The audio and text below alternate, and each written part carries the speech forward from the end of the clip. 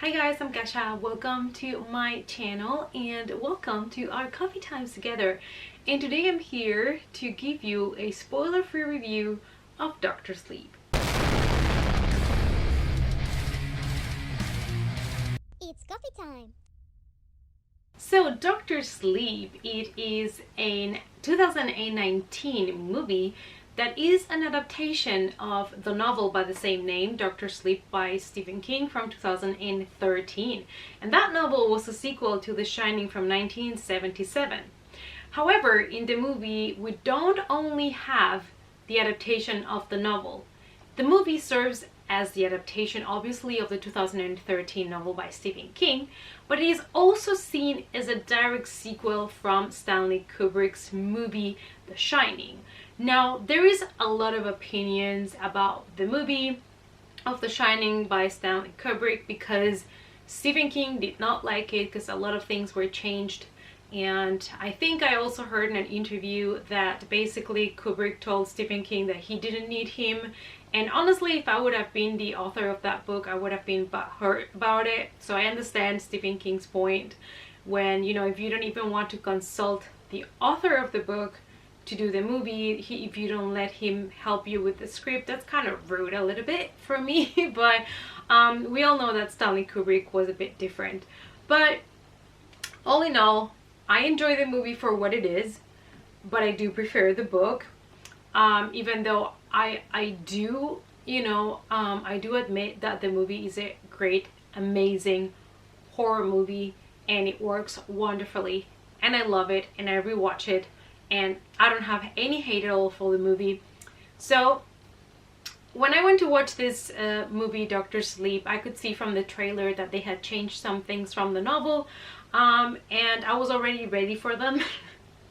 So I didn't go with high expectations, especially after Pet Sematary. Yeah, I'm gonna bring it up every time because that was such a huge disappointment this year for me. And I'm glad that Dr. Sleep was a movie that I really enjoyed. If you guys remember the story of The Shining, it's about this family that goes to the Overlook Hotel for the winter to take care of the hotel. And the father goes a little bit cuckoo because of the entities in the hotel, and Danny, the little kid, discovers that he has this thing called The Shining where he can communicate with other people just through their minds and he can see ghosts. And so at the end of The Shining, we discover that, Jack is no longer with us, and so Danny grows up with his mom, and basically that was the end of The Shining. And with Dr. Sleep, years later, Stephen King wanted to revisit one of his characters, which was Danny Torrance, and give him a bit more of a story. So I think it's the only time that Stephen King has revisited one of his older books and wrote a sequel so many years later.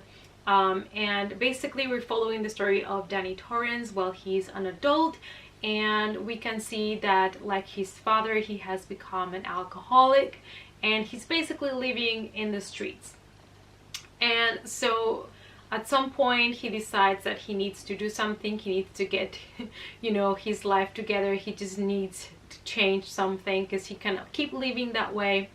And at the same time he hears this girl asking for help, a girl that has the shining like he had, and he decides to help her even though he has been putting away all the ghosts from his past. I really enjoyed the book also because, apart from following the story from Danny and Abra's perspective, Abra is the little girl that has the shining, we also get chapters in the book from the perspective of the villains. There is this group of people that basically feed on kids that have the shining. They feed on their fear, and I love that the book kind of balances both sides, so we understand and know the perspective from the villains and from the ones that we consider to be the good ones, which are the kids that have the shining. And I love that they kept that balance in the movie as well, in which we got to know all the characters. We got to really connect with them, understand the reasons for doing what they were doing, sympathize with them, with the good ones, with the bad ones. And that's one of the things that I really loved about the movie. The movie is very slow paced. I have to warn people that don't like slow burn movies. The movie progressed very slowly, but that is one of the things that really makes you connect with the story, with the characters, be completely invested into that world.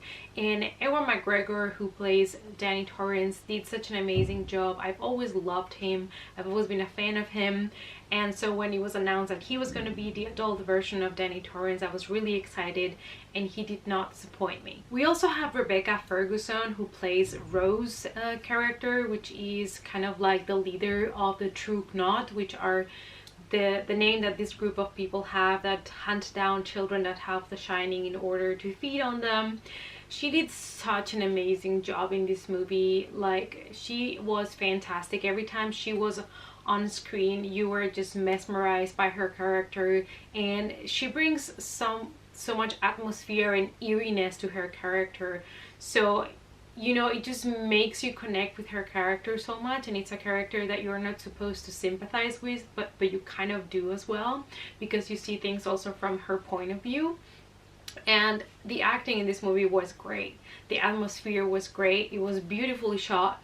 All the references to Kubrick's movie were fantastic, as well as all the references and little winks to the book as well that I was able to see, and they really brought me joy. A lot of joy. And we get to see some of the older characters as well, and I don't know, it's like revisiting The Shining but with a new story, a story that Stephen King did write. It's not that, you know, somebody just decided to make a sequel to The Shining with no reason.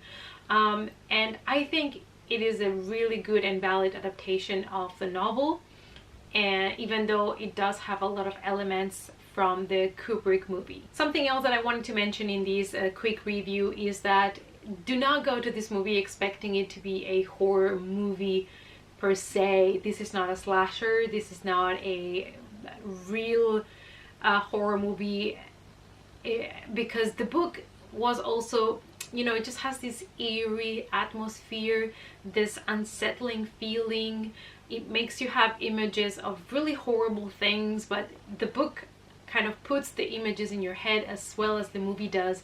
They just show you a little bit, and the rest is your imagination, and you understand how dark the story is and the characters are.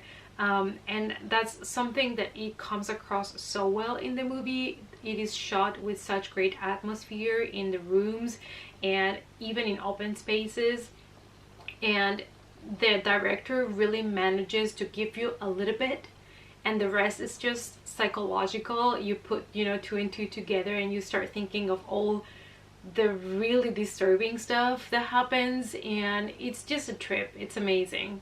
Loved it. It's very subtle, you know, like it's not like in your face horror, but it was just such a great story. I know it's a very slow paced movie. Like, a couple of people in the cinema, I think, passed out. I even heard somebody snoring. I swear to God. And I was like, what's wrong with that person? But yeah, so I'm just giving you a fair warning if you don't like slow burn movies that take time to develop characters.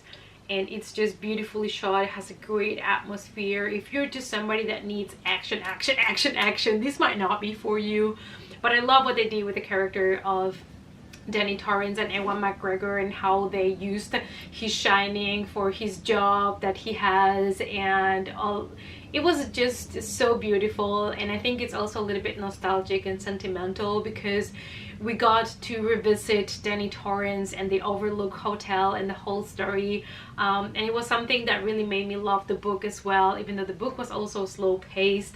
It's just revisiting those characters that you really love. So I would say this movie, it's really for true fans of either Kubrick's movie or Stephen King's books. If you're just looking for a nice horror movie, you might not really love this one as much. You might find it boring because, like I said, it's more for people that really want to spend time with the characters. I'm going to give this movie an 8 out of 10.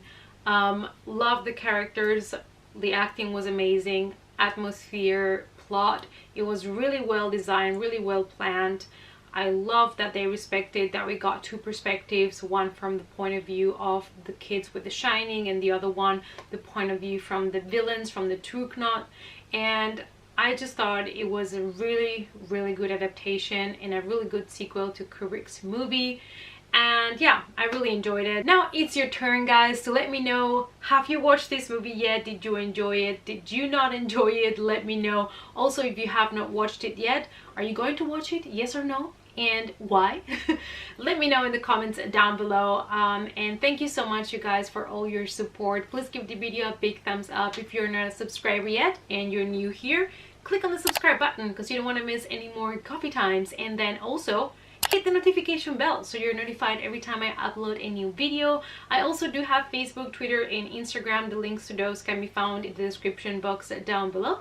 And I hope to see you all in the next coffee time. Bye!